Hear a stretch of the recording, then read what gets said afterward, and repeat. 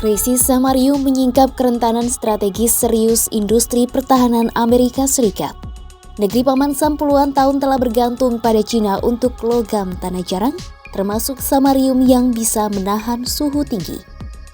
Melansir The New York Times, rudal Tomahawk andalan Washington membutuhkan samarium untuk membuat siripnya. Tanpa samarium, akurasi dan fungsi sistem persenjataan modern termasuk rudal hipersonik akan terancam. Pemberlakuan pembatasan pada beberapa ekspor logam tanah jarang Cina tahun ini pun bisa berdampak pada industri pertahanan Amerika Serikat. Beijing telah memutus pasokan samarium ke kontraktor pertahanan Amerika Serikat yang menjual ke Raytheon, pembuat rudal Tomahawk. Samarium diproses hampir secara eksklusif di Cina. Tetapi sejak April 2025, negeri tirai bambu mulai mewajibkan izin ekspor untuk samarium dan 6 logam tanah jarang lainnya setelah Trump memberlakukan tarif terhadap Cina dan beberapa negara lain. Perusahaan asing yang menggunakan samarium untuk tujuan militer tidak lagi diizinkan untuk membelinya.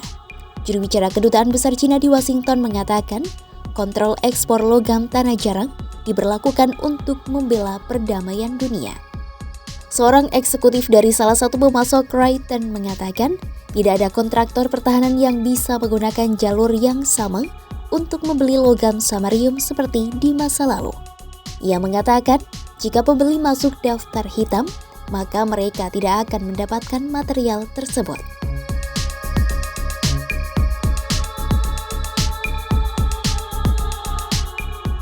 Setelah Cina memberlakukan pembatasan logam tanah jarangnya, Washington mulai memutar otak.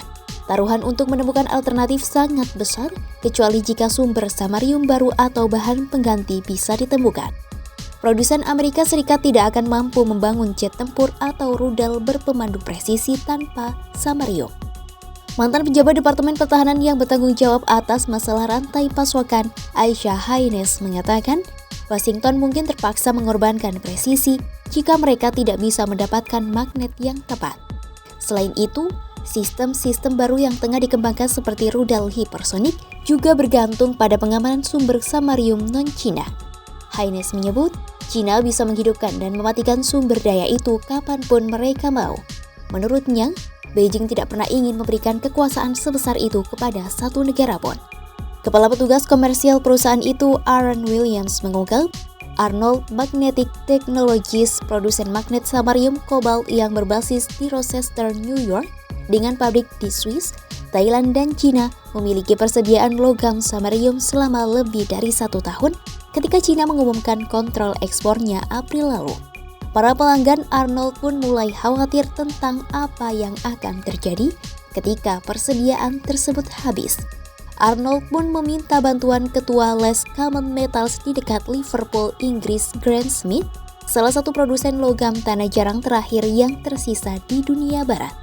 Smith telah menghabiskan bertahun-tahun mencari alternatif untuk samarium Cina. Ia pun menemukan cadangan samarium nitrat yang telah ada selama beberapa dekade di sebuah pabrik di Prancis.